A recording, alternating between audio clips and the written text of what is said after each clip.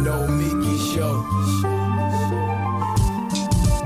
Clash momentarily for class solidarity. Cash circulating, give the masses back its currency. Greed from elites, oligarchs stay fed. Deep state, fake fed, everybody break bread. Racism, homophobia, sexism, religion in this melting pot we live in. Time to build a new system, unionize labor rights.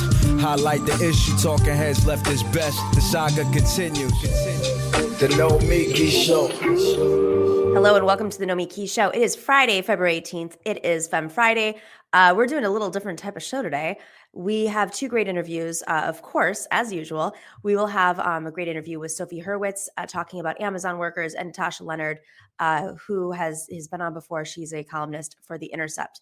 But we're also going to air an interview that we did yesterday, which is very timely and one of the reasons why we wanted to put it on the main show. And is with Steven Donziger, who has been on the show multiple times to discuss the prosecution against him for winning a case against Chevron, a $9.58 billion case against Chevron, and they are going after him. Well, they did something else in the last week that is pretty egregious and unheard of, and we're going to talk to him about that a little bit later in the show. But first, I want to, this is making the rounds. I guess I went a little viral, as the kids say, yesterday for an appearance I did on Fox News in the morning, in which I was asked to go on to talk about wokeism and how wokeism and AOC's party are like, they're going so far woke that they're going to lose in the midterms. I wasn't accepting that because I don't think that is the biggest crisis of our time. But, you know, I'll play the clip. Let's play the clip and I'll tell you what my tactic was here. Because, you know, it is tough going on Fox, and I'm very, very used to being on the show. It's a little harder when you're doing it virtually than in person. But I do know, you know, this host pretty well, and I know how far I can push her. But with that being said, the conversation definitely went a different direction. And I think that's why it abruptly ended. Let's play this clip. Democrats who are afraid the party's going too far. Too many Democrats just don't speak in terms of the average American comprehending what they're saying. The Democrats have got to step away from the super wokeness. I mean, San Francisco really tells what's going on. If you give the Republicans the ability to point to Democrats as this super woke culture focused on the wrong things that don't matter to voters, you're going to lose. And it's that simple. That was two super wokes. The Wall Street Journal editorial board writes it this way: if it can happen in San Francisco, of all places, Democrats should be worried. They need to escape their union bondage and woke fixations. Republicans have a great opportunity to press parental choice on curriculum, charters, and vouchers. The woke may wake up to a far bigger shock in November. Power panel now. T.W. Shannon, former Black Voices for Trump co-chair and former Speaker of the Oklahoma House of Representatives. Nomiki Konst, host of The Nomiki Show and a former national surrogate for Bernie Sanders. It is great to have you both. Let's kick it off. T.W. Woke is on its way out if they're not careful, Democrats. Why? Yeah, there's no question, Harris. I mean, listen, I wish I could take full credit for this as a conservative in the Midwest part of the country, but the reality is the COVIDian tyrants did this to themselves. We've watched this country completely implode under the leadership of Joe Biden. And even before that, we saw the woke agenda of the left completely trying to separate Americans with things like CRT and trying to define us based upon our color of our skin, not the content of our character. They've done it to themselves with these totalitarian policies that only seek to divide Americans and to consolidate power within the Democrat Party. And they did it to themselves when grandma was dying. Nancy Pelosi was going to get her hair done. When Americans were watching getting pink slips and losing their jobs, you had people like Barack Obama and AOC throwing parties and living on a different standard. That do as I say, not as you see me do. That doesn't work anymore, and Americans are tired of it, and they're going to be rewarded in the midterms for doing what's right and standing up for freedom. He brought up white supremacy and said that Joe Biden said it was the biggest threat. No, the FBI says it's the biggest threat to democracy right now. But I'd like to tie that back to the big elephant in their big elephant room, which is, of course, the January 6th attacks. Unless we keep mentioning this, they are going to take the narrative. They're trying to distract away from the terrorist attacks that occurred. So when I go into these rooms, you don't have to answer the question the way they ask it. You don't have to respond to every attack. You just have to have your narrative, and enough of it. Nomiki, I want to get to a couple of things with you, and you can roll in your rebuttal if you want. But let's pop up the Washington Examiner with this. The hold Democrats once had on cultural issues is breaking. Hence, why dozens of House Democrats are jumping ship now and retiring before the midterm elections, and why the party's House campaign arm warned its candidates this week that if they don't figure out how to combat the GOP's alarmingly potent culture war attacks, they will lose badly. And as of today, 30 House Democrats are either retiring or seeking a different office. Nomiki. Well, it's a redistricting year, and so the same thing's happening on the Republican side. That's what happens every redistricting year. But, there was one line there that was very powerful. Combating the Republicans' rhetoric, right? Their attacks. This never let a good crisis go to waste. When Donald Trump was handed the responsibility of really making America the leader in combating COVID, what did he do? He was rallying against the American government and inspiring terrorist attacks on the Capitol. That's not true. So you want to talk That's about absolutely not true. Oh, goodness gracious. All right, I'm going to step in there because you are putting incendiary things into the conversation, and I know that TW wants to rebut that. So quickly, and we'll come right back to you. Hold on, TW? Yeah, there's no way we're going to sit here and pretend like Donald Trump was promoting terrorism. That you should apologize to American people for saying that. That's just not true. The reality is the reason Democrats are losing is because Joe Biden has told us over and over that the #1 problem in America is white supremacy, and it's not. That's not what's facing Americans. The people that are losing their jobs is not because of white supremacy. I'm going to go back to Nomiki now. I just wanted you to respond on that one point. Young lady, I live it. I don't have to get paid for it. Don't call me young lady, sir. I'm a bless your heart, ma'am. I'm a grown woman, and you can come up with all the code you want. But the FBI said that the #1 problem in America right now is white supremacy, organized white supremacy. That ask the people who lost their job if it's white supremacy. Of the Capitol. And so, let's talk about the people who lost their jobs, because Republicans are responsible for tax breaks for the wealthiest. They have no interest in unionized efforts. They're union busters. So if we want to talk about the real issues, you're making all these code words to distract away from the fact that people are talking about the real issues. And Republicans Let's talk about the real issues. Nothing to say about. So I want to jump back in here because the far left agenda in your party, and of course you were a surrogate for Bernie Sanders. So you saw that your party picked more mainstream, so they thought. That's not exactly what they're getting right now, but that's what they thought. So let's just go back to the idea that now your brand, so to speak, is getting voted out potentially. People are saying, no, we're done with this. We want you to focus on inflation and those bigger issues. What do you say about that? If you look around the country to where the people who are not running for office again or switching districts, they're pretty much in more conservative districts. So those are the centrists of the party.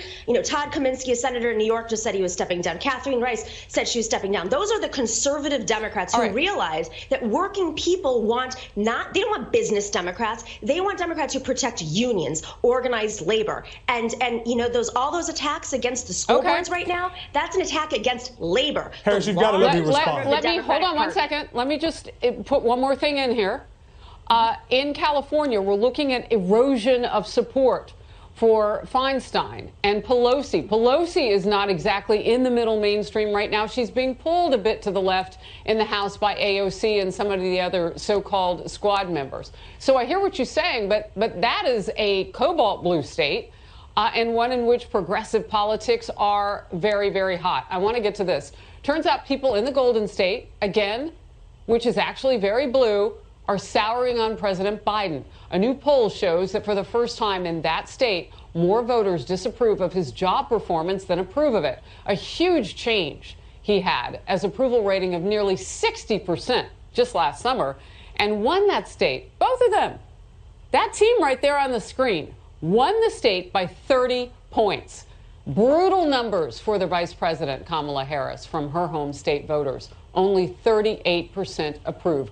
What's happening out there? TW, I'm coming to you. Well, you've got two real issues, I think, that are facing American people, Harris. Number one, COVID. The young lady on the panel mentioned the COVID numbers. More people have died from COVID under President under this president than died under Donald Trump. Biden has overseen the pandemic. He was handed not only a vaccine. People who are not vaccinated are dying. That's not true. That's not true. People all over the world are dying because Joe Biden has failed to lead on the issue. And the second is the economy.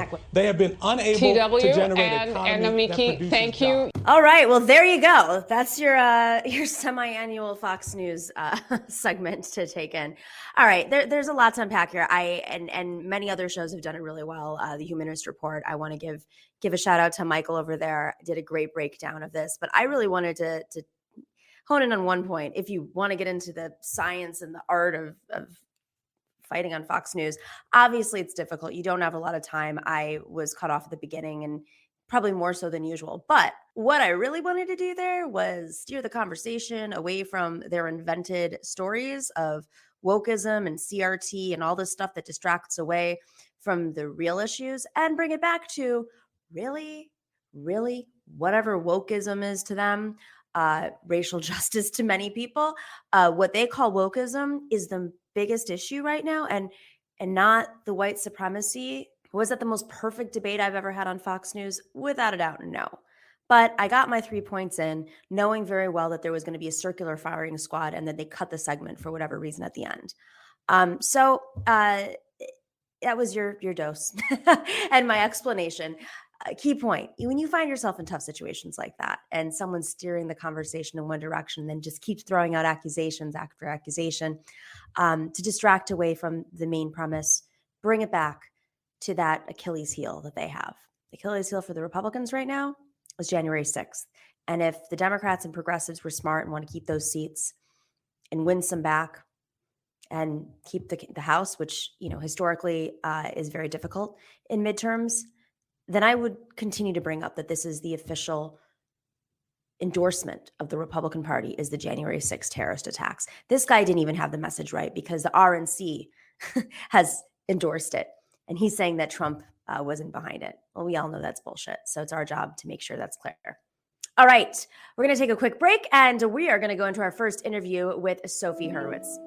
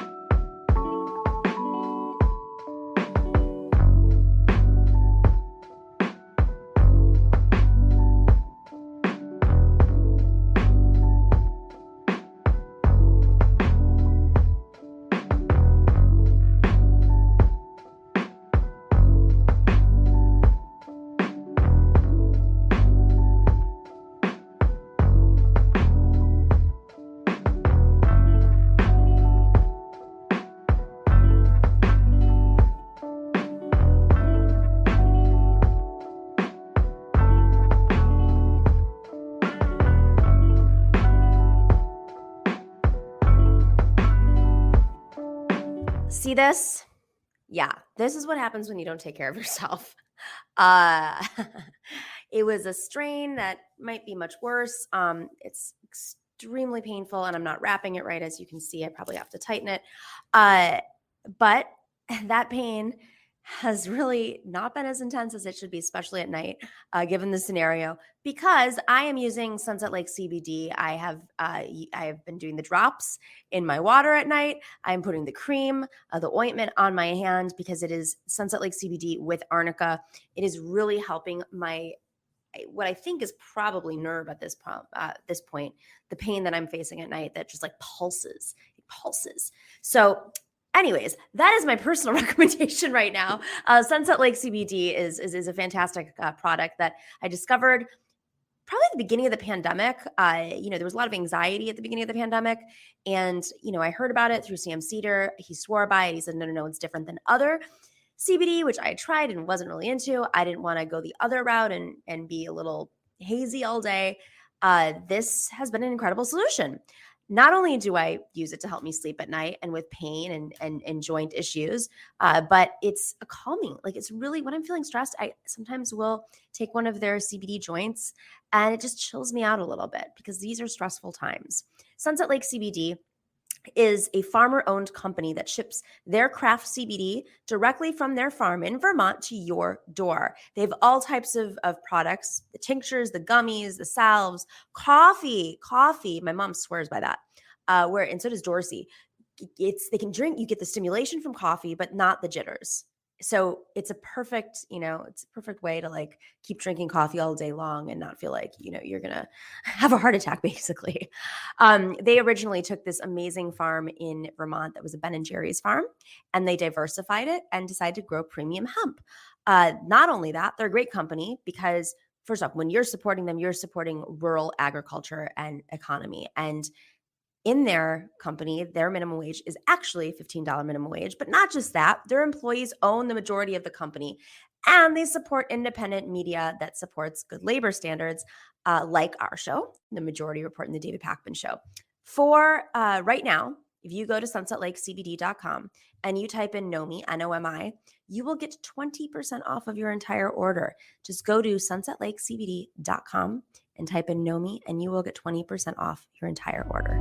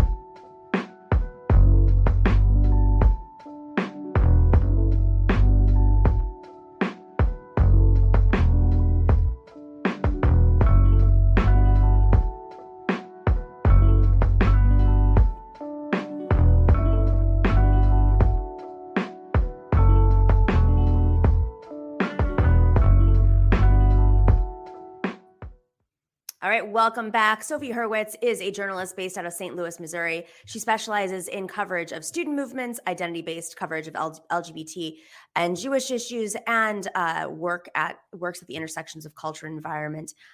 She has a piece out right now in The Nation titled "Amazon Warehouse Workers Want to Feel Safe."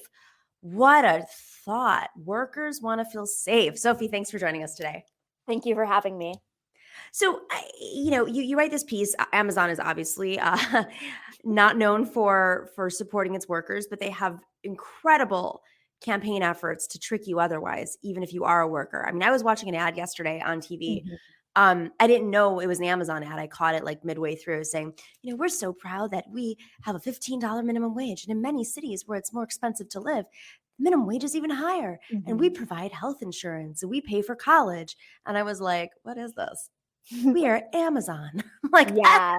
We also provide you water bottles to pee in when you're at the warehouse. Mm-hmm. It's ubiquitous. Absolutely. Yeah.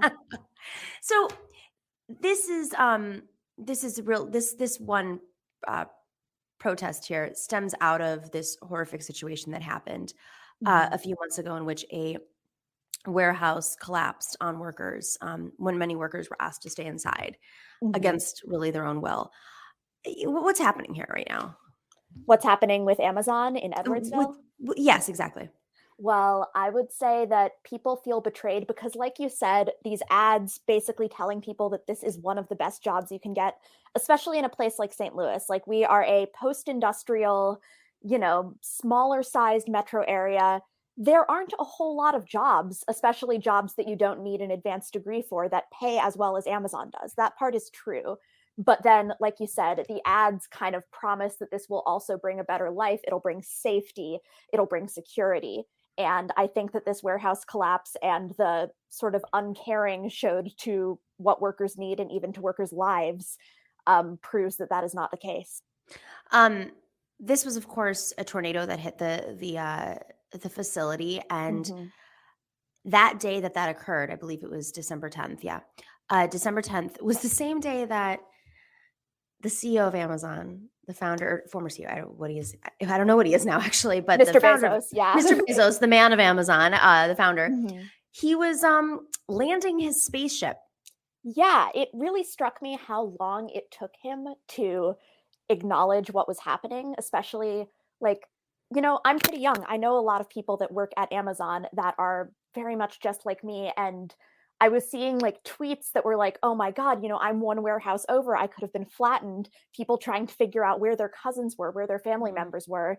And meanwhile, Jeff Bezos is launching his rocket. Literally. Yeah. I mean, it's almost poetic. I'm in a really dark way. Mm-hmm. But when the rocket landed or whatever, I don't know what you actually say. You say landed, parked. I have no idea. I'm not sure either. I'm not a rocket scientist. Exactly. And I'm not a billionaire. So when they landed the rocket and he got off and he was doing this press conference, it was eerie how out of touch he was, because even one of the women next to him who was she has experience in space and was working with him, he said something like, and we wouldn't be able to do this without the workers of Amazon. Yeah. And her jaw dropped on stage because of course this had occurred, not like during the time they were there. Mm-hmm. And of course he didn't acknowledge the workers who had been killed. So, this is not a great media narrative for him. Let's just start off with that. No. So what are they doing there now? I mean, this is you had workers who died. Their family has been affected. One of the workers' father said, "My daughter was not expendable," at a rally on January 27th. What are they trying to do? Are they just raising awareness? Is there a unionization effort there now? I think what they want is primarily for Amazon to keep their promises from those ads. I think what they want is for Amazon to keep their promises and for Amazon to actually deliver on the working environment that they promised. That could certainly involve unionization. I know that many, many different workers' unions, and I think this is a really interesting point, have been supporting the Edwardsville Amazon workers. Like, you have people across industries. You've got fast food workers, you've got Teamsters, you've got, sheet metal workers, and they all came through to this rally. I was just struck by, I showed up, there's just like a line of union trucks and union cars from a bunch of unions, some of which I hadn't even heard of. And so I think the inter-industry solidarity and the recognition that, what happens to an Amazon worker happens to all workers, particularly given that Amazon workers make up like a massive percentage of workers in the US now, right? I think that was really striking. I also think it's connected to Amazon unionization efforts like the one in Bessemer, like the one in Staten Island, I actually just spoke to a Staten Island Amazon union worker who says that they're currently in contact with folks at 20 different warehouses in 12 different states across the nation. So I very much do think it's all connected. I think it's just workers asking to be treated as human. Are we seeing any of the unions that have shown up in solidarity working in conjunction with Amazon workers on the ground about potentially unionizing there? I mean, there are all different types of union strategies where existing unions, local unions, will come in and assist, even if it's not necessarily it may not be the same union that Bessemer used, or in Staten Island they're organizing their own union. Is there any union on the ground that's looking into this, as far as you know? I don't know if there is a specific union that is the forerunner right now. I do know that the Missouri Workers Center is a group of people that have connections with a lot of different unions that have been talking to the Amazon workers and have been working with them. And so I think that if I were to make a guess, any unionization effort would likely come through there and would likely be very connected to the other ones across the country. Very interesting. How are the families doing? Has Amazon taken care of the families in any way? I know that there was some kind of frankly token effort towards doing so. Like, I believe Amazon donated about $1 million to relief efforts in Edwardsville, which sounds like a lot, but is really small considering Amazon's profits, right? Yeah. And I do know that, of course, they released practically the equivalent of a Notes app apology, I would say, to the families. I know that one girl I spoke to was actually the cousin of one of the women who was killed in the warehouse. And she started working at another Amazon warehouse the week after her cousin was killed. So I think that really speaks to sort of the conditions and sort of the way that Amazon sees people as interchangeable, sometimes literally, one woman dies, another woman from her exact same family comes in and starts working. So I would say that the prevailing feeling among workers I spoke to was, no, they're not doing enough to support them. And in terms of the workers that were affected because this warehouse was crushed, I mean, have they been able to work in other facilities? I know that most of them have mostly just been transferred to other warehouses in the area. This was not the only warehouse building in the Edwardsville/Greater St. Louis area. There are several. And my sense from speaking with a few workers is just that they were transferred over to other buildings, just kind of slotted in elsewhere in the machine. Well, this is just, it's such a tragic story and another example of really the effect that this company, which has had record profits and Bezos's own personal wealth has doubled since the pandemic started. But to the juxtaposition, of course, is really horrible. And why we have labor laws in this country that seem to have withered away. But really, thank you so much for joining us and giving us a breakdown of what's happening. Please keep us in the loop if anything does happen on the ground in terms of unionization. We'd love to have you back on. Will do. Thank you so much. Thank you, Sophie. Sophie Hurwitz, her article is out in The Nation right now. Amazon warehouse workers want to feel safe. It was published yesterday. All right, we will be right back. We're going to be talking to Natasha Lennard from The Intercept.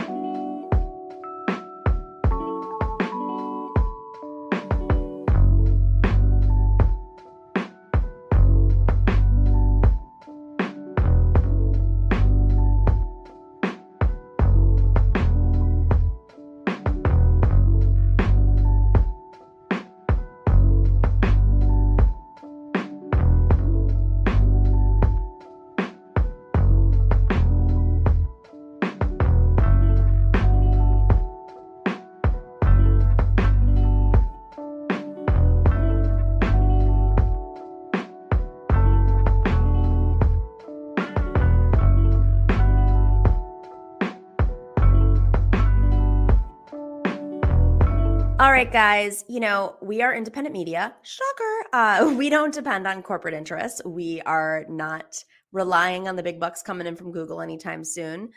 They have definitely not been helping out the left media over the last year and a half. So we are relying on our loyal listeners, the ones who tune in regularly or try to tune in regularly and are committed to supporting progressive independent media. Because let me tell you something, if it doesn't financially work, we don't exist. This is an operation. We have producers. We have to buy lights and sound and all sorts of stuff. It's a lot of work. It may look easy. Some folks like to sit there and stream for 32 hours straight. We actually put a lot of thought into our show and have really incredible guests, but we're able to do that because of our patrons. And it is not only hard to be on the left, it's also very hard to be from marginalized communities, and women in particular are really getting hit hard in the media. So you are definitely our patrons, literally our patrons. If you are not already a patron and you can afford to do so, maybe now's the time. Now is the time. Go to patreon.com/The Nomiki Show. There's lots of swag available to certain patrons. You can get a mug, you can get a bag, you can get some stickers. We have exclusive content. We're going to be doing some meetings in a couple of weeks exclusively for our patrons. Go to patreon.com/The Nomiki Show. And if you are not already listening to us on the other platforms, you can find us on Apple Podcasts, iTunes. You can find us on the whole array. It's going to, there it is, right up on screen. Go check us out in all of the places you can get podcasts, but definitely check us out on Patreon and, of course, Apple Podcasts. Just subscribe to all of them. It doesn't cost, if you're on them, just do it. I have 3 different podcast platforms, maybe 4. That's what you got to do.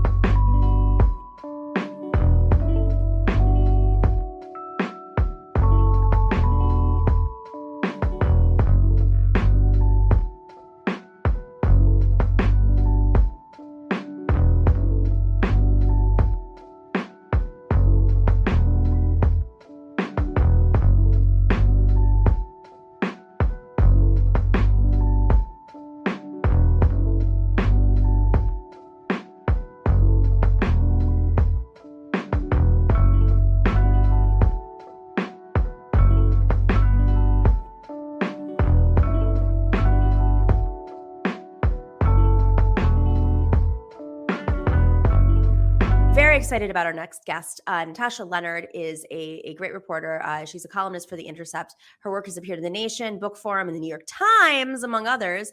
And she teaches critical journalism at the New School for Social Research in New York, and is the author of Being Numerous, Essays on Non-Fascist Life. Love that. What it means to be a non-fascist today. Hi, how are you? Very good. How are you? Good. Thanks for having me. So this trucker protest, we've probably done like 10 segments on this. And very early on, I mean, other than the fact that it seemed to just, it was like a media frenzy over what started off to, it was aggravating, but was not a large protest, but it's visibly large, like they're actual trucks. And then to see how the idea spread and really how it came about and the funding behind it. The right wing is just so good at political jiu-jitsu. And a lot of times the media and we on the left fall for it. I really like what you have to say here. So what can we learn from these protests? Right. So, writers and broadcasters on the left, we do find ourselves in a difficult position sometimes of trying to figure out whether drawing any attention, even critical attention, to these sort of constellations, these sort of aggravations, whether we're actually kind of helping give platform and spread. And yeah, partly for that reason, and partly just taking some time to think about it, I didn't actually write on the convoy until this week. So it had already been situated and holding space really quite successfully it was heading into just past the third week. So, it sort of felt like, okay, I'm not kind of escalating the attention on something that, at the end of the day was holding up and disrupting a major capital in a powerful country, taking space, building a city within a city in front of the Canadian Parliament. I was also noticing that on a number of, far left signal threads and community groups, which I am part of, there was this almost prurient interest and questioning of like, ooh, is there a kind of anti-authoritarianism here that we shouldn't be neglecting? Which I found a certain discomfort with, because like, sure, you can squint, as I put in my article, and see beyond the kind of obviously individualist and violent resistance to any COVID protections being mandated, the possibility of a kind of working class, disaffected, anti-state, anti-authoritarian position. But as I say, if you squint too hard, your eyes are closed. And we can't be blind to there being really an essentially undergirding individualist, white settler colonialist ideology driving this, even if there are some kind of naive fellow travelers. This isn't some organic working class uprising that we could maybe find and bring to our side. There's too much undergirding, I would say. Yeah, whiteness, this idea of we should be able to travel freely and potentially spread disease across borders, especially considering these being, the occupied lands of Canada and the United States. There is a kind of echoing of that history of settler colonialism in this. Even if there are, a number of people of color who are taking part in this protest. But what I do point out or argue for is that while obviously we can have sympathy for Ottawans in the neighborhood who are like, God damn it, please, can I have some sleep? Fair enough. I think from the left, our problem with this convoy and the other kind of copycats it might inspire and probably will around the world, and already is not disruption. It's not the fact that it takes up this kind of circulation struggle. I think the way in which indigenous groups from, Standing Rock being a kind of huge example in our country, the United States, of an incredible intervention in circulation struggle. And that's what, a lot of the Occupy encampments tried to do. So this idea of interjecting ourselves disruptively into the way capital flows and the way the movement of people is stopped, I think is strategically important. But that's just a tactical point. And certainly it's not like these truckers are the first people to do that. They've been able, up until this point where the police are moving in more aggressively, to hold space quite successfully. Some good strategy going on there, but also a lot of leniency from the police because of a lot of ideological agreement. Well, they I was just kind of seeing. So it's not. They are also in massive trucks, so it's not like they, they're protesters chaining themselves in front of the Capitol or to Zuccotti Park. It's these are semi trucks and right. And also I was thinking, which I didn't include in my article. I can recall I wrote a profile in a broader feature about the prosecutions after Standing Rock. And there was indigenous water protector who did end up going to jail, whose name was Rattler. And he was also a semi-truck driver. And he would be bringing supplies to the Standing Rock occupation and prayer camp consistently throughout the encampment. And so I was like, we have examples of really beautiful uses of semis for like our team. So I don't feel like we should cede that to the right at all. And nor should we be compelled by something that is kind of liberatory in name, but takes up a very troubling notion of individualistic freedom. But this is, we're watching footage, by the way, of what had happened today, actually, in Ottawa. The police did move in. Still difficult, but yes, they moved in. And part of that is just, Trudeau has responded in a much more aggressive way than we probably are used to in this country when it comes to right-wing protests, especially if we're under presidents that are from the right, hence the Capitol riots. But, the other side of this is, you had a Standing Rock protester who's a trucker, and that's incredible and beautiful. It's rare. Partly because, this is a predominantly male, white group of workers who are on the road an average of 300 days a year. This is insane to me. Listening to right-wing radio, because let's be real, there's no, I'm going to guess, like the one left-wing radio show, not listening to NPR. Just going to throw it out there. Probably not. And then they've got, they're disconnected from each other, so it's harder to have community. Maybe at truck stops, but you probably don't see the same people on a regular basis. So it's harder to communicate with each other about the actual issues, which are the working conditions. The working conditions are incredibly difficult, isolating. I'm sure there's depression and exhaustion. And, there was that case in Colorado, notably, about the trucker who veered off, was under trained and killed a family, and it was an incredibly tragic story. But this is an industry that is ripe for sort of a protest of some sort, but the conditions are also not set up to have like a unionized effort. Everyone's isolated from each other and listening to right-wing propaganda, and it's not like, there's kind of like a form of independence associated with it, rather than like, say, Starbucks workers, who many of them are very educated, younger, and mobilized in other areas. And it's the conditions are happening everywhere. It's just the scenario is not really set up for like a left-wing trucker protest. Well, yeah, it's hard, but also to be clear, like when we say the truckers, we're using such a shorthand when we're talking about the convoy. Of course, most truckers, again, are, and even many people involved in that protest, it's been reported, are vaccinated.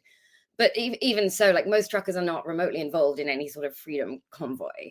So I don't think we have a kind of trucker problem, but I think the conditions you mention that can be conducive to that sort of right-wing manipulation are very much at play, and certainly not only with trucking, but by the same token, if you'd asked me 6-7 years ago, how do you think the unionization efforts are going to go in Starbucks, or how do you think the unionization efforts are going to go in at Amazon, I would have been like, ooh, that's a toughie. Right.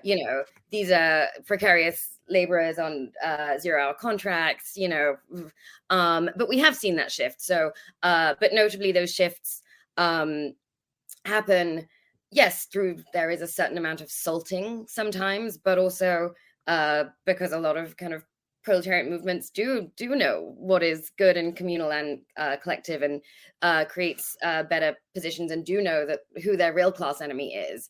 So I don't think we need to kind of be too petrified of a unbreakable false consciousness. But at the same time, it's not going to happen because we're like, oh, maybe we can sneak into this kind of set of protests we really disagree with and try and kind of lure people away. It's more about, okay, now how do we take it to the bosses? How do we take it to the major companies with workers, and sort of rather than try and do things on right-wing terms, because that's what liberals do. That's exactly. Thank you. Put that on a sign and tattoo it on my arm. I don't know, whatever you want to say. That's what liberals do. Also, I mentioned in my column at the kind of conclusion-y bit that because I'd noticed that in some of these kind of chats I mentioned, where people were kind of curious and sometimes a little bit too curious about the constituents of these protests, they mentioned, well, think about the yellow vests in France, and how, that was a huge broad working class movement, but definitely had, not an insignificant far right element. Yes. And not insignificant, from certain corners, fascist demands against immigration, not insignificant anti-Semitism, not insignificant anti-Semitic attacks. But yet, of course, you also had, under the umbrella of the Yellow Vest movement, of the uprising at the time, anti-fascists taking it to private property, taking it in the streets against fascist police, and also within the movement trying to expunge fascist elements as much as possible. The comparison is interesting. One distinction I would draw, though, is that a kind of generalized working class uprising will always be difficult and have conflicting internal politics that I don't think we should necessarily be okay with. Like, I don't think we should be like, oh, cool, the fascists can like stay as fascists.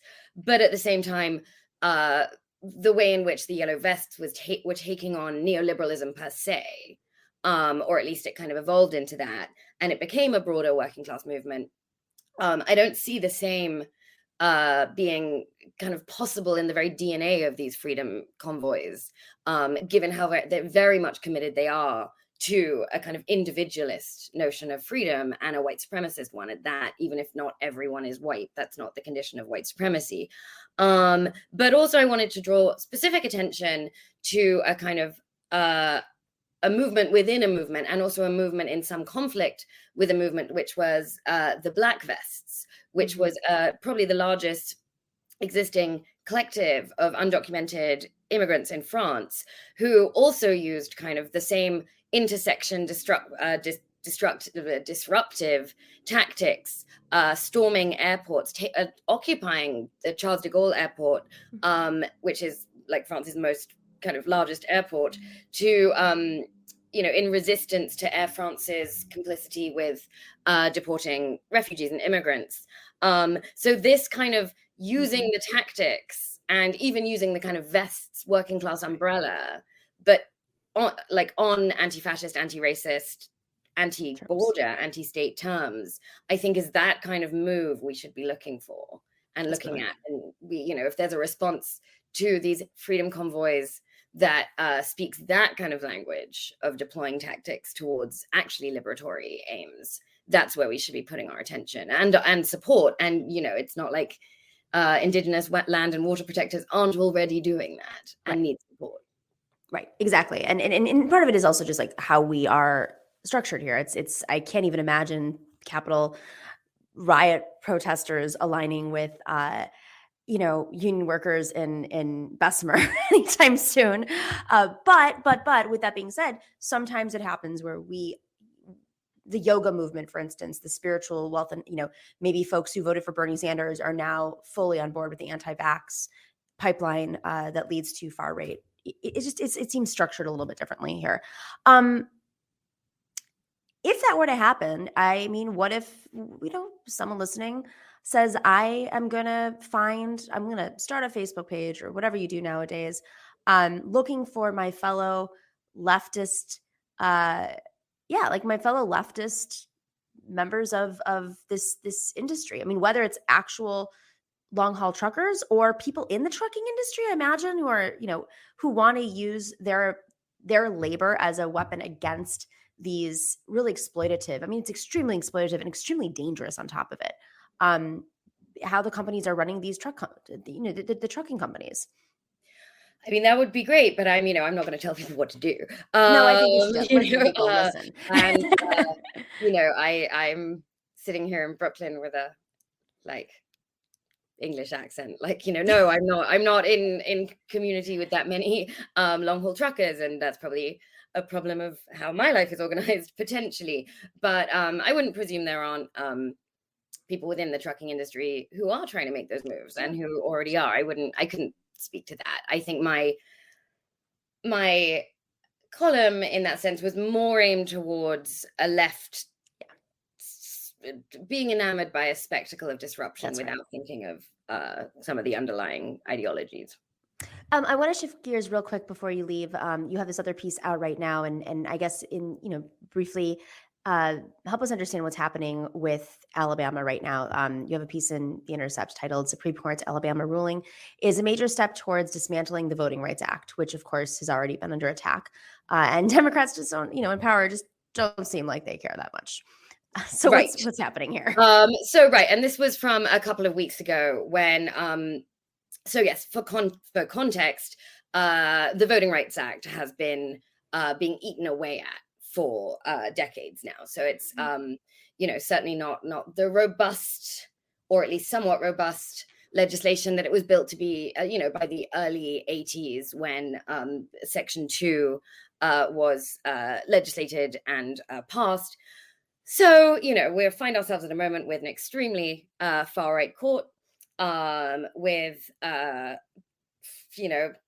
feckless corporate Democrats who would rather not do away with the filibuster, not pass new voting rights legislation, and allow the continued disenfranchisement of Black people. So that's where we're at. And then there was as part of a kind of long history of right-wing racist gerrymandering, there was a redrawn district map in Alabama that was put into place by the Alabama legislature, right-wing of course, that very much violated the Voting Rights Act and its demand that there not be voter dilution. And this would have meant that of the 7 voting districts in Alabama, only 1 would have Black majority representation. So you have 27% Black population in Alabama, but according to the redistricted map, there would only be kind of 14% in terms of how representation would work. Wow. So there was a lawsuit to stop this and demand that they redistrict, that this map not be deployed, and there be at least 2 majority Black districts, in accordance with the Voting Rights Act. And a federal court held that this new Republican map had to be redrawn, that it was in violation, and that it had to be redrawn. Within a shadow docket decision, so that's one of the ones where they're not hearing oral arguments, it's like a kind of swift, allegedly emergency order, putting things in place for later, future oral decisions in the Supreme Court, which is being used more and more in kind of a dodgy way. In one of those, the Supreme Court voted to freeze that panel of federal judges' orders to say, look, you can't ask for them to redraw this Republican racist map, got to keep the racist map, which will then, at least be in place for the 2022 primaries and elections. So you've got a kind of racist map held in place by the Supreme Court, who will further consider arguments around this map in the next session. The problem is the rulings we can expect once oral arguments come to bear are not promising, given the makeup of this court. In fact, it's very troubling because in the decisions around this shadow docket order, you already had justices like Brett Kavanaugh say, what we really need to look at in the next session is the scope of this very crucial part of the Voting Rights Act, Section 2, which allows plaintiffs, for example, minority plaintiffs, to say, we are having our votes diluted. We want to take this case to federal court and potentially to the highest court. And so if he says, Kavanaugh is saying, this is an incredibly confusing and there's been, histories of uncertainty with this Section 2. Not true. It's been standard case law for 40 years now, since 1982. Wow. And sure, there's been a couple of disagreements about it, but it's not something that the kind of judicial landscape has never been able to handle. This is clearly a very intentional, very clear, naked effort to just completely decimate the Voting Rights Act, to kind of establish the acceptedness of racial gerrymandering, that classic refrain of the racist, which is it's racist to talk about race, which you're seeing at play here every time these cases come up. So that's a threat, that there could be this removal or even further gutting of the Voting Rights Act, such that there is no standing for those who feel their votes are being disenfranchised or diluted. We now, even since I wrote that article, another troubling case has reached the federal court level and has been ruled on by a judge, which is an Arkansas case that quite specifically is trying to establish that the only body that could sue about Voting Rights Act's discriminatory violations would be an attorney general or a district attorney.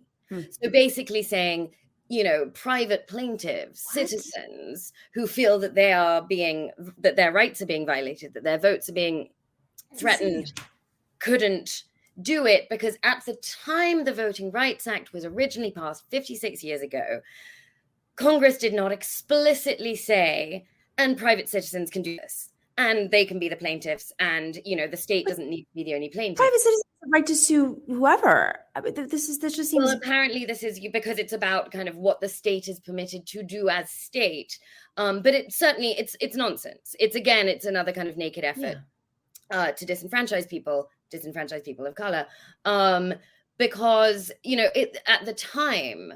Historically, you didn't need, it was considered a standard when Congress passed the Voting Rights Act that the plaintiffs could be any given citizen. Were, centrist Democrats, right-wing Democrats to actually enact voting rights legislation now, of course, that could be put clearly and could set new precedent for what voting rights legislation is, such that any of this alleged confusion, which is in fact not confusion, could be outright cleared up.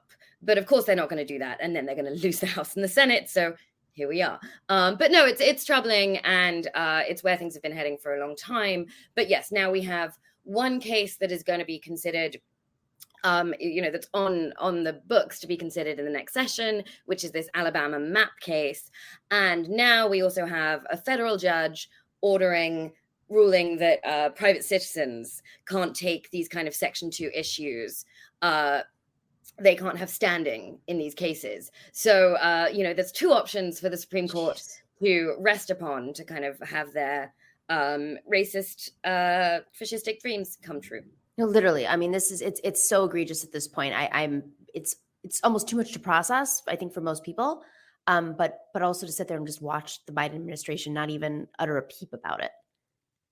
Right. And this is the thing. There's just, of course, there needs to be a dramatic undoing of the standards that our judicial system has, including the Supreme Court and their power. And but, in terms of immediate possibilities, that feels like kind of very difficult and very far off. Not that we should not think about it. But obviously, we do have an elected Congress that is and a president who are, just being disgracefully pathetic and enabling at this point, and should never be allowed to forget it, and should see no peace. Listen, I mean, they're the biggest donors of the Democratic Party. When the capital that runs the party says we are not giving you money until you deal with voting rights, as a party, the curtain's pulled back. What is going on with the Biden administration? If they're not answering to capital, then who do they answer to? I mean, it's, this is an ongoing question where, we could talk forever about some sort of like internal intent, desire to lose, desire to just impossible incapacity to do politics, even in a self-serving way. And, I can't begin to tell you what the drives of these people in power are. But we have more than enough evidence in effect to know that it's unacceptable. And, we should make their lives incredibly uncomfortable. And, a lot of people invest in doing that. But in the meantime, we also have to be, working with each other and supporting each other, because it's become quite clear that those in power won't. 100%. Natasha, thank you so much for joining us. This is really fascinating conversation about both the long haul truck movement that's happening, and of course, voting rights, which is always under attack. Thank you so much, Natasha. Natasha Lennard writes a column for The Intercept. Go check her out. Make sure to subscribe to her column or put alerts on. I don't know how you do it at The Intercept. I just get the email thing that you guys send, and I'm like, oh, this is interesting. Makes it so easy. Go sign up for the email thing. Yeah. Thank you so much, Natasha. And to everybody else, we're going to take a quick break, and we are going to go into an interview that we did yesterday with Steven Donziger, who has been on the show multiple times to discuss the prosecution against him for winning a case against Chevron, a $9.58 billion case against Chevron, and they are going after him. Well, they did something else in the last week that is pretty egregious and unheard of, and we're going to talk to him about that.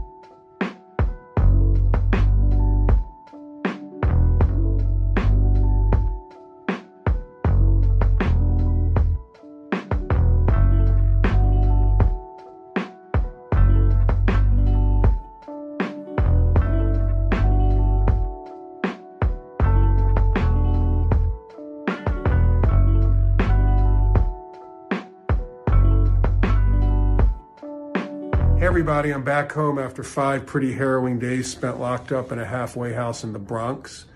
The windows were nailed shut. There was very little ventilation, and they wouldn't let me out, unlike every other person in the halfway house. I literally just got fresh air for the first time today after 5 days.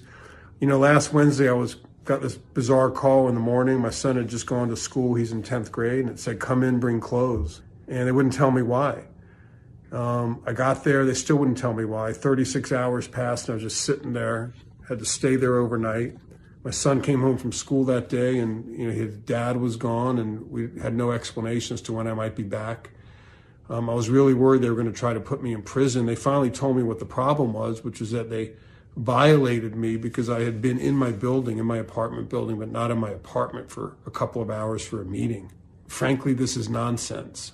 And while I respect the procedures and the conditions of my very unjust and I would say illegal confinement, this was highly unusual, and I strongly suspect Chevron and its lawyers are behind it.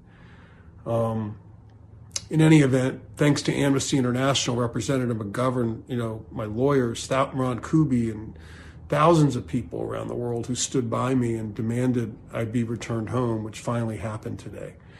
This is an example of how Chevron still wants to disrupt my human rights work and to attack me as a way to avoid paying the judgment to the indigenous peoples in Ecuador, who the company poisoned by deliberately dumping 16 billion gallons of toxic waste in the Amazon. We need to protect me. We need to force this company to pay what it owes to the people of Ecuador. If you can help us, again, I urge you, please go to our website, freedonziger.com. One word, Free Donziger, Donziger. We need resources to deal with this monster polluter called Chevron and its attacks on me and other advocates who are working to enforce this judgment to help the indigenous peoples of the Amazon. Again, it's freedonziger.com. I'll give more details later. I'm so happy to be home. And I thank everyone who helped and stood by me. I felt the solidarity. Lots of love. I'll be reporting back soon. Hello and welcome to a special segment on the Nomiki Show. We are really grateful to have Steven Donziger with us today. Steven Donziger is, of course, the famous lawyer who won that historic judgment against Chevron. It was a $9.5 billion judgment, and they did not take that lightly. We've, of course, covered his case, extensively on the show, but you've just seen that video and got a little brief overview of what happened. But Steven, thanks for joining us, and I know you're very, very busy. There's a lot happening, but we wanted to initially we were going to have one of your attorneys on, but you actually were released from the halfway house a couple of days ago. And first off, how are you feeling? Well, it's great to be with you again, Nomiki. I love your show, love what you do, and I have a lot of support for your independent journalism. I'm feeling pretty good. I mean, it was a harrowing experience to be just taken for no reason out of your home in front of your kid. It was tough, but I'm strong and I'm back. Once again, I actually believe that with the help of so many supporters around the world, including Amnesty International and independent journalists and Amazon Watch and so many people, Representative Jim McGovern from Massachusetts was very helpful. That's why I'm home. I never really understood why I was taken. I don't completely understand why I was then released. It all seems very opaque and arbitrary, but I am home and still not free. I still have another 70 or so days until the end of my sentence. They put the ankle bracelet back on, which I wear 24/7. So I still live in confinement, and the conditions are pretty oppressive, but they're much better than prisoner of the halfway house. I will say this, to kind of give people a sense of what I'm dealing with. Last night or overnight, literally at 4:15 this morning, my phone rang. And we have a landline here because as part of my conditions of home confinement, the Bureau of Prisons requires you to put in a land phone. We hadn't had one before. And I got a call on that phone. So whenever anyone calls me on that phone, because I don't give the number to anybody, I know it's the halfway house or the prison. So whenever it rings, it's scary because I don't know if they're going to say, come in, or we're going to pick you up. In any event, it rang at 4:15, woke us up. I had to then take a selfie and send it in to prove I was in my home, even though I have an ankle bracelet home, and I just answered a home phone. I mean, it's just insane. Wait, so they just wanted to check in on you at 4:15 and have you send a selfie? Yeah. That was it? Yeah, they in other words, the suspicion is like I'm not there. They want me to prove I'm in my own home at 4:15 in the morning, which is just preposterous. I mean, they can make that call at 11 p.m. and then at 7 a.m. I mean, why 4:15? Yeah. And also remember, I have an ankle bracelet on, so they know where I am anyway. So. I have a few questions because you were released from the Danbury prison early, which is wonderful, due to a lot of support from externally, and at the time when we interviewed you, I don't know if you've learned more about what led to that release, but also I in conjunction with that, I'm curious who oversees the halfway house. Is it the same people? Is it this? Where does the buck stop? I just don't understand. Where's the chain of command? That's a key question that it's almost impossible to answer. Okay, this is what we know. And, first of all, respect to the Bureau of Prisons. I mean, they have a big job. They run a prison system with 150,000 bodies and over 100 facilities around the country. And that's a tough job. It's a multi-billion-dollar agency. I'm just a little tiny piece of that, right? But the way it works is when you get out of prison, most people don't go directly home. They go to a halfway house to transition you back into the community. And the halfway house has fewer restrictions than prison, but many, many more restrictions than you would have if you were just free on the outside. So the halfway house that I'm being overseen by now, even though I'm not physically there, they're the entity responsible for making sure I'm at home of confinement. They're part of a private company that is really, it's the former Wackenhut company, which Wackenhut is a private security company that used to run a bunch of private prisons. And they have a contract with the Federal Bureau of Prisons to put people in halfway houses and monitor them until they can be released, or in the event they're on home confinement, like me, monitor them on home confinement. So the people in charge run the halfway house. They're decent people, nice people, but they are carrying out a mandate that, is really designed to constantly remind everyone within it that, you don't have control over your life and they have control. And, the example of them calling me on my landline and just saying, hey, get some clothes together, you're coming in. So I'm essentially taken from my home by force, without knowing when I might come back. It's scary, and look, it happens to a lot of people. I mean, this is all new to me. So I'm like shocked by this. I mean, this is sort of how they just do things. And again, I think it's, I don't know what I can say about it, except that even though I'm home, I feel like there's a great deal of control over my life, and I really am not free. You're home, and you're going to be monitored for a bit more time. How many more days? Until April 25th. That's when my sentence ends. So it's about, a little over 2 months. And then after a sentence, so if it was a traditional sentence, you would go to a halfway house. Are they going to make you go to a halfway house after your home sentence? No. Okay. No. Okay. Basically, when you have a sentence of 6 months or less, which I do, you don't go to a halfway house. Interesting. Okay. You just serve your sentence. But I got released under a particular legal provision passed by Congress based on COVID. It's called the First Step Act. And it allows people 60 years of age or older who, are at risk for COVID. I'm 60, by the way. I just turned 60. To leave and serve out the rest of their sentences at home. So I got released under kind of a different legal provision. But normally people who serve long sentences end up at halfway houses before they go back to the community. And if you can't function well in a halfway house with all of those restrictions, sometimes they put you back in prison. In my particular case, in the halfway house, I was locked up there for 5 days because of this issue, this bizarre issue I had last week. I pretty much kept to myself. They wouldn't let me out. The windows were nailed shut. Couldn't get fresh air. Made no sense to me. But in any event, I met people in the halfway house who had literally been in prison. One man had been in prison 31 years. And he had just arrived at the halfway house 2 days before. He talked to me. And he asked me to help him set up his cell phone. He had never had a cell phone before.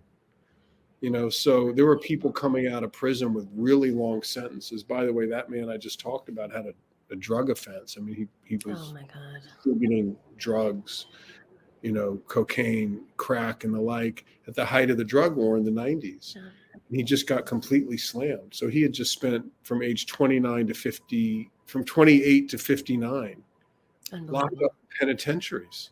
And he literally had just shown up at the halfway house 2 days before, and he was the nicest man, and I I gave him a hug. And it breaks my heart. It just breaks my heart to see this. So, our criminal justice system is clearly broken. After April 25th, what do you expect? Are they going to be done with you? Like, are you able to be a free man, or is there anything else that is still legally pending? Well, I expect this nightmarish ordeal to be over at that point. And now Chevron, which is behind all of this, still has a civil case that they're pursuing against me. Okay. And who knows what might come of that. I have lawyers, and hopefully this will end April 25th, or there'll be some additional things that need to be dealt with, but nothing of this sort. I mean, it's a civil case. Yeah. And this criminal contempt charge was just unprecedented. And, I hope it never happens again to me or anybody else. I will say that my conviction, I call my so-called conviction because I never had a jury, is under appeal. It is. Okay. It is under appeal. It's not final. And I hope to win my appeal. And who, where does it go? Do you face different judges? Is it different? Yeah, it goes to the federal appellate court that oversees the New York Federal Trial Court, which is called the Second Circuit Court of Appeals. And it's already been argued before a 3-judge panel. My lawyer, Steven Donziger, who argued it, fabulous guy. He is a professor of law at the University of Texas at Austin Law School. He's an intellectual, a scholar, and a really good lawyer and a good moral advocate. So he argued for me. The issue fundamentally is the private prosecution, that I was prosecuted by a private law firm that had Chevron as a client, which is a flagrant conflict of interest. And my private prosecutor who worked for the Chevron law firm, Rita Glavin, was totally unsupervised by the Department of Justice. And those issues are extremely problematic and unprecedented. And we believe it, make my whole case unconstitutional and illegal. And, we're hoping they'll throw it out. But what's interesting about that, even if I win my appeal, think about all the pain and suffering I've had to endure in a case that I won. Right. Almost 3 years in detention, either in prison or at home with an ankle bracelet. So, the judges who want to abuse their power are able to inflict a whole lot of punishment without a conviction. Again, I was 2 years, 2 months in home detention before I even had a trial. So even if it ultimately gets corrected in the eyes of the law, as I hope this does, the punishment still happened. And, a lot of the judges who really, I think the 2 judges I've had to deal with who I don't think, take their ethical duties with enough seriousness, they, I believe, abused their power to impose punishments on me before I could even get a trial. And then the trial I had no jury, and it was not a fair trial, as has been determined by 9 international legal scholars, including the Working Group on Arbitrary Detention from the United Nations, which, by the way, has ruled my detention as arbitrary and violates multiple provisions of international law. So, Nomiki, we're calling on the Department of Justice of the United States, Attorney General Garland, to take back this case from the Chevron law firm. Just take it back, take control of it, and dismiss the charges. I mean, everybody knows that, what I did, which was really to appeal a civil discovery order, is not a criminal act of contempt. Never has been charged that way in American history against any lawyer. They need to take the case back, dismiss the charges, and get this case in our country back in conformity with international law. You should not have human rights lawyers in America detained for even a day, much less 3 years. That's you sometimes hear about that in other places, Russia. Of course, yeah. Russia. I mean, look at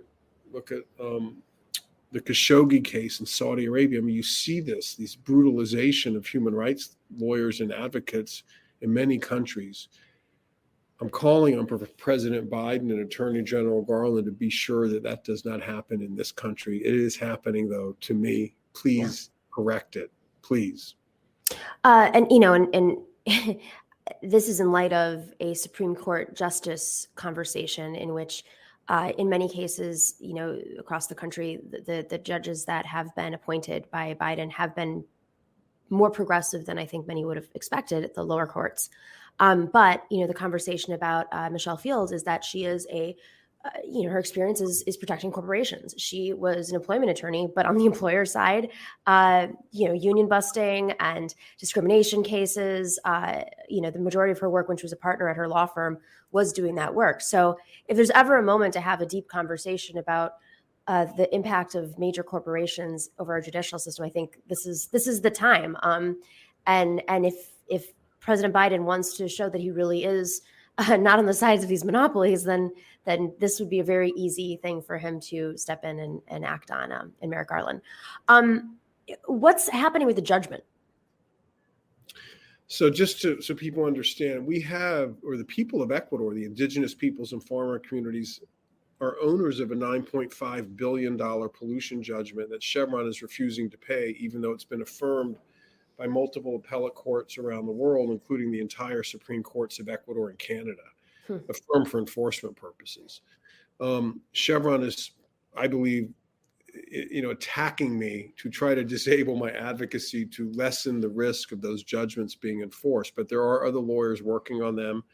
And the plan of the communities is to enforce those judgments against Chevron's assets in other countries outside the United States, including Canada and other places, to ensure Chevron complies with the rule of law and addresses the poison it literally dumped deliberately onto ancestral lands down in the Amazon. So the case is very much alive. Look, I don't think Chevron will be paying 60 law firms and using 2,000 lawyers to do what they're trying to do to me if they didn't feel tremendous risk from this judgment. This case is alive, and the communities plan to make sure it gets enforced against Chevron. Is there a fear that this is going to open up other cases, other lawsuits in different parts of the world where similar, negligent acts have taken place with Chevron and other oil companies? You mean fear in Chevron? Yeah. I don't know. I mean, look, Chevron knows better than anybody that it has, 100 billion plus liability around the world because of all its acts of pollution in dozens of countries, which, by the way, have been documented in a fabulous report by Dr. Nan Greer recently. But I think Chevron probably feels like if the indigenous peoples of Ecuador recover the money in this case, even though they've been out there for 50 years, drinking poison water, they fear that it'll inspire other vulnerable communities in other countries to do the same thing. So, I think they're spending massive sums of money to prevent the Ecuadorians from enforcing their judgment. Part of that is to spend money to, hurt me and disable my advocacy. Even though I'm locked up, by the way, I'm still here, and I don't think they have succeeded. Because there's lawyers literally flooding into the case, seeing what's happening to me. I mean, people don't like it, and they particularly don't like it when you're attacking a lawyer I've spent 28 years. I've been to Ecuador 250 times from my home in New York, trying to work with the indigenous peoples in the northern Ecuadorian Amazon region to really make sure they get a remedy for this awful pollution problem, which is called the Amazon Chernobyl. It's probably the world's worst oil-related disaster. And I say disaster advisedly in the sense that, it didn't just happen because of an accident like, say, the BP spill in the Gulf of Mexico. This was part of a deliberate design by Texaco, now owned by Chevron, to externalize the cost of production onto some of the most vulnerable communities on the planet. And, over time, they were down there 25 years doing this from the, 70s, the 80s into the early 90s. And at the height of the operation, they were literally discharging 4 million gallons per day of scalding hot water of formation that contained cancer-causing benzene and other harmful toxins. And this stuff was just being dumped into rivers and streams that Chevron knew local inhabitants, local residents were drinking out of. Because people who grow up in the forest, they're rich. They get fresh water naturally. They don't have to go to the faucet like we do or buy it, buy a bottle of water out of the store like we do in New York or other parts of the United States. They had their water. And it was all poison, but it was poison in the worst way possible by a company that never told people of the health impacts of what it was doing. So people kept drinking it. And I can't tell how many people have passed away because of exposures to toxins in that water and in the food and in the air. Yeah. We don't know the precise number, but I would personally estimate thousands of people have died of cancer because of what Chevron did and its failure to clean up. You mentioned that lawyers are flooding your case, and that's really wonderful. I imagine that the legal community, at least individuals, have probably come to you, and lawyers are concerned that, if these kinds of actions can be taken against you, where does it stop? Conflicts of interest just seem to me, like glaring conflicts of interest seem to, I wouldn't even know as a lawyer I wouldn't feel safe. I mean, who you can represent anymore, what you can try if you realize that they might go after you as an attorney. Well, I think it's important that all attorneys stick together. I mean, no matter what your politics, whether you represent corporations or, victims of police abuse or human rights, victims of human rights abuses, like, we have to stick together to protect the profession. I mean, it's totally unacceptable that a lawyer gets sued for doing his or her job successfully. I mean, that's just crazy. And you don't see that anywhere but the United States. I mean, I've done work in Canada with lawyers. They're like, that would never happen in this country. I mean, judges wouldn't allow it. Right. So, I don't think that should be legal. It happened to me. It's happened to other lawyers. And, we need to become aware of it. And, frankly, I could have gotten a whole lot more support from the legal profession in New York City. Not one of the bar associations has said a word about the attacks on me. Although I've gotten massive support from lawyers around the world, none from the place it's happening, because lawyers I think they're intimidated. They're probably afraid too, because they're going to face that judge. Yeah, potentially. that's exactly right. But still, I mean, speak. Of course. Come on. I mean, stand up for the fundamental principle that a lawyer should be allowed to do his or her job and litigate cases on the merits without being sued personally and then made this sort of weapon of mass distraction from what is a meritorious case, which is what Chevron has tried to do by suing me and putting me in this position. They would rather this be about me than about what they did to poison the Amazon and harm people down in Ecuador. And, we have to be cognizant of that. When I appear on these shows, I want to remind people, and again, I probably don't do it enough. This is fundamentally about the fact that indigenous peoples in Ecuador, in the Amazon, and farmer communities won a significant pollution judgment against Chevron, and the company is looking for ways not to pay it. So they're attacking me and trying to make me the issue. But I'm not the issue.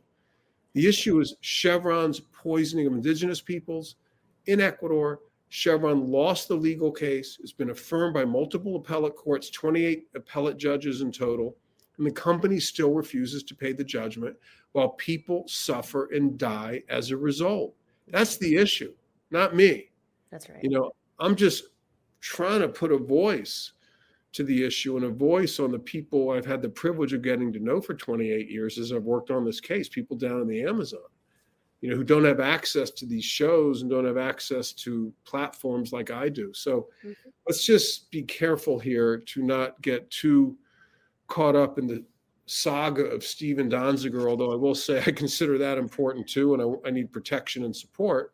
But also, let's not forget that, that the real issue is not me. It is what Chevron did to the people of Ecuador and the company's obstinate, and I would say unethical and illegal, refusal to comply with the law and pay the judgment that it owes, and that has been affirmed by multiple appellate courts around the world.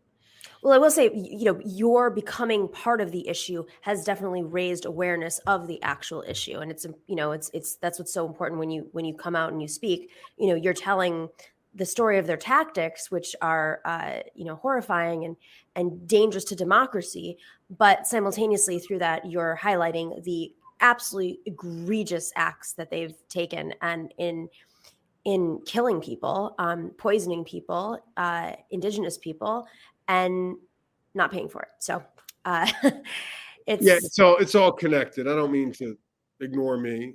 And I'm happy to do what I do, and I'm totally happy to speak with you and others. But we need to be put into context. Yes, the attacks on me are happening because our team won the case. Right. And they're trying to distract attention from the fact they owe, $10 billion to the people of Ecuador, and they don't want to pay it. That's right. Stephen, what happens? What are you planning on doing after April 25th? Well, I don't know.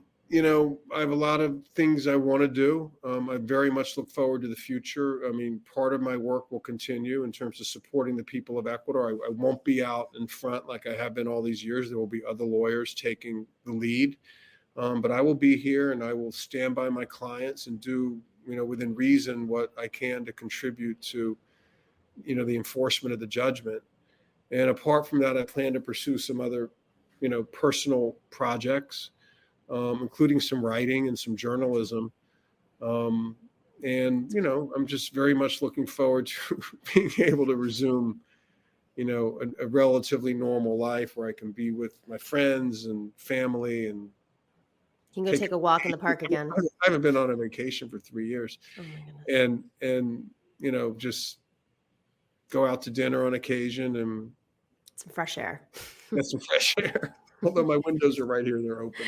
I saw a little breeze. I was like, uh-oh. They're going to feel it, the breeze on your ankle. I spent a lot of time sitting on the ledge next to I see on your social media, the wine glass and the books. I live on the 7th floor of an apartment building in Manhattan. And, so we get a fair amount of light. And when the weather's nice, I open the windows, I sit and I'll take a book or the newspaper and I'll just stick my head out the window and I'll just read it, trying to get some sun. I mean, it's like little things like that keep me relatively sane. I remember my personal story. My grandmother was a teacher, and she was a teacher in Buffalo, but she loved going on vacations. And when one day, she was on a trip with my mom, and they were in Arizona, and they were driving to the airport, and my grandmother had the window down and her head out like this. She's like, I'm getting the last bits of sunlight I can before I go back. So